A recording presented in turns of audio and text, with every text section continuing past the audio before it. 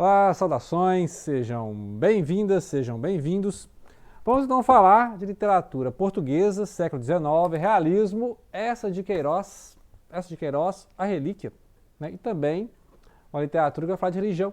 Então, literatura e religião, literatura portuguesa, né? Essa de Queiroz conhecido pelo Crime, Basílio, Os Maias, né? Cidades das Serras, Crime do Padre Amaro, é isso?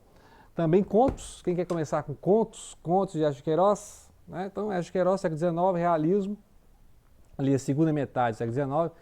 Ele morreu em 1900, né?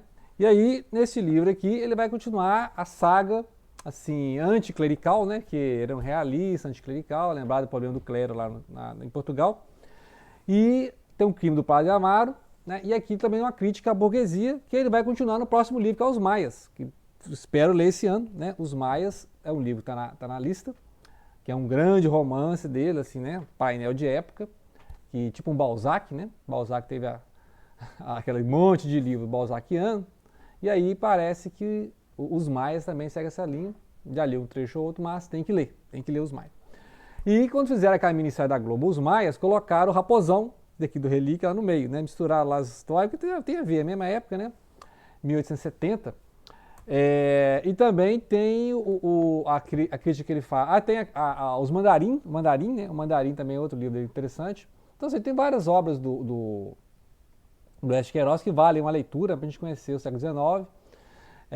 A literatura portuguesa, né? Então, realismo, que veio depois do romantismo, né? Mesmo época do simbolismo, etc. E aí, esse livro aqui, então, vai falar da figura de Jesus, dos primeiros cristãos, né? E vai ter um narrador em primeira pessoa, que é o Teodorico Raposo, o vulgo Raposão, que é esse cidadão lá, português, que é um cara assim, meio duas caras, hipócrita e tal, né? Bom vivant. E ele fica enganando lá a tia dele, a tia patrocínio, né? Tia patrocínio, quem paga, né? Ele então foi criado por essa tia, que é muito devota, muito beata, assim, né? Fica lá sempre rodeado de padres, né? Sempre muito de bem com o clero. Lembrar que isso aqui é uma ironia, uma sátira anticlerical, né? Então, sempre que aparece um padre aqui, vai ter uma zoação. Então, assim, é muito engraçado, tem partes muito engraçadas no livro, mas a parte que mais nos interessa, que tem mais trabalho, você vê que ele trabalhou, é a parte 3, é o capítulo 3, que ele vai fazer uma viagem, né? Ele vai fazer uma viagem lá para Jerusalém e vai fazer uma viagem no tempo. Ele vai voltar na época de Cristo, Jesus Cristo, né? Jesus de Nazaré, profeta, etc. Então tem isso aí. Mas só fazer um preâmbulo. O preâmbulo é, esse cidadão tem que agradar a tia não pode fazer uma peregrinação à cidade santa, né? A Jerusalém, ao Santo Sepulcro, né? Que são, tipo assim como os muçulmanos, né? O Islã tem esse costume de peregrinação à Meca. Em certas épocas, os cristãos também faziam peregrinação à cidade santa, né? Jerusalém, o Santo Sepulcro, etc. E aí os padres falavam, se você for, né, nessa peregrinação, você terá seus pecados perdoados, etc. E a tia dele, né, já senhora de idade, não pode ir, então você vai e tal. E ele queria ir para a França, né? Ele queria ir para a França, para Paris, lembrar que é o top da balada naquela época era justamente a França, né? Paris, cidade que era a capital do século XIX. A época do Charles Baudelaire, etc. Então, mas aqui a época do Rimbaud, né? Então é assim, a época badalada ali da Paris de 1870, né? Depois da guerra com os alemães, etc. Então, aqui acontece que ele não vai para Paris, ele vai para o Oriente Médio. Então ele vai, pega o navio, passa por Malta, chega lá em Alexandria, no Egito, né? Conhece o Egito, conhece lá um professor, o Topsius, um alemão, né? O professor Topsius, que aqui é muito engraçado, porque esse cara é o professor assim, que sabe de tudo, mas altos, né? É tipo assim, aquele sábio que aparece nos livros do Enéas de Queiroz, para ele zoar justamente esses caras, né? O sabichão, né? O famoso sabichão.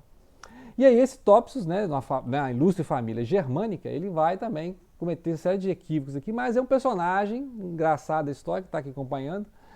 E aí acontece que lá em Alexandria, o Raposão, ou Raposo, né, vai conhecer lá uma inglesa chamada Mary, e aí ele vai ter um caso amoroso e tal, vai dar ele uma camisola lá e tal, coisa assim, vai guardar. Só que ele não foi lá pro Oriente Médio para arrumar namorada, ele foi lá para justamente achar uma relíquia, a relíquia, né, que seria, se possível, um pedaço da cruz, né, um pedaço da cruz, um pedaço da coroa de espinhos, eu achei uma relíquia, tem que levar uma relíquia para a tia, né, tem que levar lá uma coisa santa, assim, que algum santo tenha tocado, uma coisa assim. Então, esse comércio da relíquia, a gente viu, né, que a Idade Média era farto isso, né, e aí ele tem que levar uma certa relíquia e ele vai tentar, então, né, engalabar lá a tia levando uma coisa. Então ele pega lá no meio desse, né, quando ele chega lá em Jerusalém, ele pega uma árvore de espinho, tece e fala que, né, pega os galhos e forma uma coroa de espinho, vai falar que é a coroa de espinho.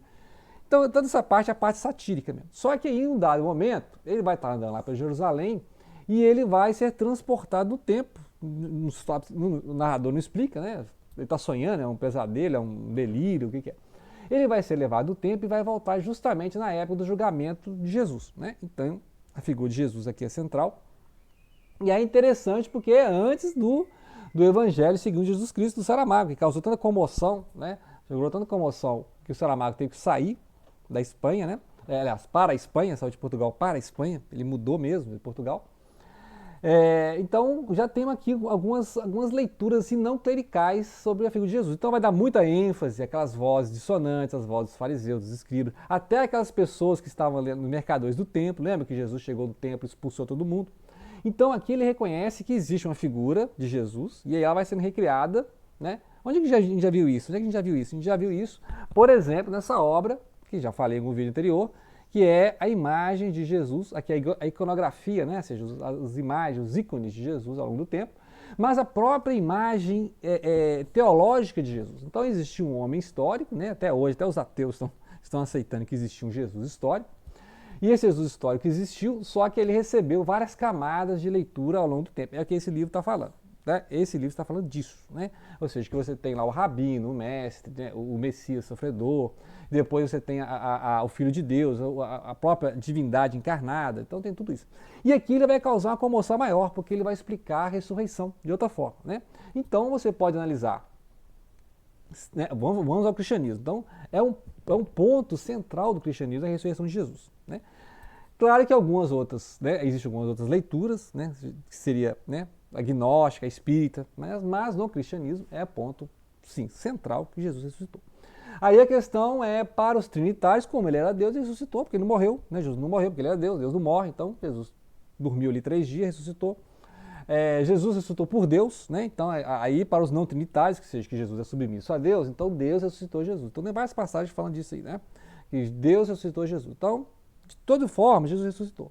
É claro que para os gnósticos é complicado, porque Jesus seria enviado por um Deus imaterial, né, que não criou a matéria, diferente do Deus demiurgo que criou a matéria e esse mundo, aquele Deus do Velho Testamento. Então, por isso que a gnose foi considerada herética, né, porque considera 2 deuses, um Deus que criou o espírito e o Deus que criou a matéria. Né? Então, Jesus não teria nem o corpo material, porque se ele é representante do Deus não material, que não criou a matéria, então essa imagem que você tem de Jesus é um holograma, né? Ou seja, Jesus era um espírito, e o espiritismo tem um pouco disso também, que o espiritismo fala que Jesus não morreu, né? E não ressuscitou, porque o espiritismo crê na reencarnação, então o que você via ali é um corpo fluídico, é o espírito de Jesus, que é um espírito muito evoluído. Então, aí é mais uma teoria, né? Mais uma teoria para discutir qual Jesus você está falando, certo? Então, 2 pontos que a gente está ressaltando aqui é que Jesus histórico existiu, né? O próprio Ester de Queiroz reconhece, vários, né, autores reconhecem. Você tem também, por exemplo, o Emmanuel Carrère que escreveu O Reino, né? Vou comentar nesse canal esse ano ainda. O Reino vai mostrar esse cristianismo primitivo, né? Aqui já começa a falar do cristianismo primitivo, que são os primeiros seguidores, os primeiros apóstolos de Jesus, né? Que ainda eram uma mistura de judaísmo com cristianismo. Não tinha ainda a religião cristã, né? Que esse depois. E aí vai ter a figura de Paulo, né? Paulo vai levar a imagem de Jesus aos gentios, né? Aos não-judeus, principalmente os gregos e romanos. E aí vai ter aquelas tretas ali, aquelas cisâneas entre, por exemplo, o Pedro e o Paulo, né? O Pedro que queria manter o judaísmo, né? O cristianismo mais judeu, igual hoje tem o judaísmo messiânico, que é um judaísmo, mas que aceita a figura messiânica de Jesus, né? Então é uma mistura de cristianismo e judaísmo. E aí o Paulo não, o Paulo falou assim, essas coisas da lei judaica, não precisa mais. Olha que Paulo era um doutor da lei, né? Ele perseguia os cristãos em nome da lei judaica, depois mudou de lado mesmo. Então, não precisa de mais disso aí não. E aí aqui, né, e lá no reino, né? O reino é baseado no Evangelho de Lucas, que seria um médico ou um advogado, né? Depende da fonte também que você analisar. Ele escrevia em grego, um médico grego ou um advogado grego, que também escreveu o Atos dos Apóstolos. Então, Atos do Apóstolo vai mostrar essas pregações de Paulo, as viagens que Paulo fez, né, na Grécia, Roma, etc. Tem Paulo pregando em Atenas, né, na época dos estoicos, dos epicureus lá, né? aqueles vários deuses na Grécia, ele estava lá, né, em nome do Deus desconhecido, né, belíssima pregação de Paulo. E aí, Paulo em Roma também, preso em Roma. Então, ou seja, todas essas questões que são do cristianismo primitivo. Depois você tem o livro Quo Vadis, que é um nome, né? O Quo Vadis é deixa eu achar o nome dele aqui. Ah, sim, o Quo Vadis é de um polonês que ganhou o Prêmio Nobel de 1905, né? O nome dele é Henryk Sienkiewicz, né? Nome difícil mesmo, é polonês, né? Sienkiewicz, né? Quo Vadis, tem vários filmes, né? Estava pesquisando aqui, tem vários filmes. O Quo Vadis vai mostrar um pouco a ida de Pedro para Roma, onde Pedro morreu, né? Dizem que crucificado de cabeça para baixo. E Pedro, da época de Nero, que seria o anticristo, né? O 666 da Bíblia, né? Seria o próprio Nero, né? Ou seja, o Apocalipse está falando da época do Império Romano, da apostasia da besta. A besta é o quê? É quando a igreja foi cooptada pelo Estado romano. Então a besta é sempre a união de igreja e Estado, que é quando aconteceu? Lá na época de Constantino, etc. Né? Então a besta seria essa imagem lá e tem essas leituras. Mas, obviamente, que não é o foco aqui, né? O polonês aqui, que é o católico, imagino, vai falar justamente desse cristianismo lá em Roma. Como é que surgiu em Roma, antes de Roma se tornar, vamos dizer, essa besta, entre aspas, né? Que seria o próprio Império Romano cristianizado, né?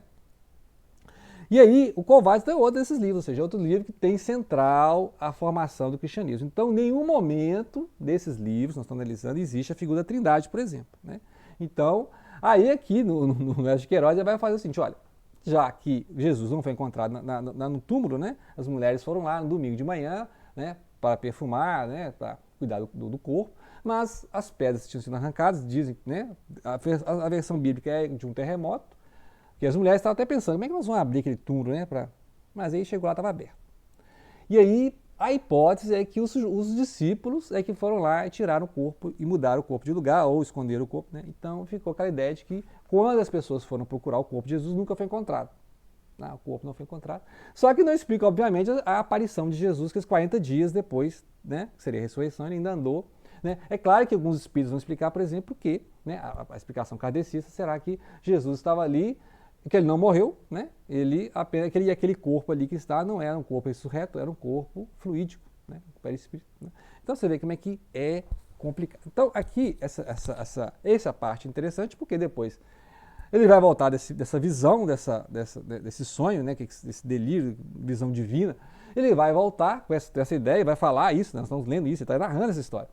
Então acreditar nele, né? Então ele foi lá 2000 anos atrás, na máquina do tempo, né? E aí voltou no tempo, e aí ele volta, né, tá lá, ele fez lá uma coroa de espinhos e tal, vai tentar engalobar a tia, né, com esse negócio, vai ter lá uma confusão danada, eu vou contar isso aqui, que é a parte engraçadíssima, esses mal entendidos da história. Ele vai se tornar, o Raposão vai se tornar um mercador de relíquias, né, ele vai vender relíquias. Então a paródia daqui é justamente isso, né, de pedaço da cruz de Cristo. Imagina todos os pedaços da cruz de Cristo forem reunidos, dá para construir um castelo, né? Então imagina. Então, isso aqui é a cruz de Cristo, isso aqui é a coroa de Cristo, isso aqui é um prego, né? Acharam um prego enferrujado aqui. Então, ele está criticando justamente esse comércio da fé. Então, interessante que algumas coisas que ele fala faz muito sentido, né? Por mais, né? Isso é ateísmo, mas é interessante, porque foi justamente no século XIX que começou esse estudo, né? Mais escriturástico, né? Tem muita coisa, ele mostra muito conhecimento da época de Cristo, aqui você vê que a geografia, a história, você vê que ele pesquisou, né? Não é uma coisa assim, igual o Evangelho segundo Jesus Cristo, né? Você vê que a pessoa pesquisou, o Saramago pesquisou, né? E aqui, ó, é interessante que muita coisa que ele baseou aqui, dizem que ele parodiou, aliás, ele seguiu muito o Ernest Renan que escreveu em 1863, 83, a história das origens do cristianismo. Né? Que aí vai trabalhar esse cristianismo judaico, primitivo e até se tornar um gentio. Dizem que também tem paródias de uma obra de um italiano que foi para a França, né? Fugindo do problema da Itália, que é o Ferdinando della Gattina, né? Gattina, né? E esse Ferdinando também é anticlerical, então possivelmente, né, essa conhecia, escreveu Memórias de Judas, né? Lá na França em 1867. Então deu tempo essa lei. Que também são leituras anticlericais que já abordavam essa história do cristianismo sem o olhar teológico. O que aconteceu naquela época sem o olhar teológico? Porque temos outras fontes além da Bíblia? Temos, né? Então tem outras fontes depois da Bíblia. Flávio José, por exemplo, né? E aí tem aqueles que falam não, que na verdade Jesus foi uma criação romana. Não, também tem ateu que fala, não, Jesus não existiu nada, isso foi uma criação dos romanos, né, e tal. Então você vê como é que é complicadíssimo. E já dei algumas dicas então, né, já falei em outros vídeos, você pode ler aqui, esse aqui é interessantíssimo, e mais teológico você vai encontrar, por exemplo, já citei em outro vídeo também, essa obra dos Adventistas, né, Vida de Jesus, interessantíssimo também, e um contraponto é o maior homem que existiu, né, que é aqui dos Testemunhos de Jeová, né, a TJ, enquanto isso aqui é trinitário, vai falar da trindade, esse aqui é não trinitário, né, então você pode ver como é que esse é por ser mais dos católicos, né, mais trinitário, e o não trinitário é que Jesus é submisso a Deus, Jesus não é Deus, né, então essas diferenças básicas, é o básico, né. Mas ambos, obviamente, acreditaram na ressurreição de Jesus, etc. Né? Então, isso aí, eu falei, é um ponto pacífico. Jesus ressuscitou, porque senão nem tem cristianismo, certo?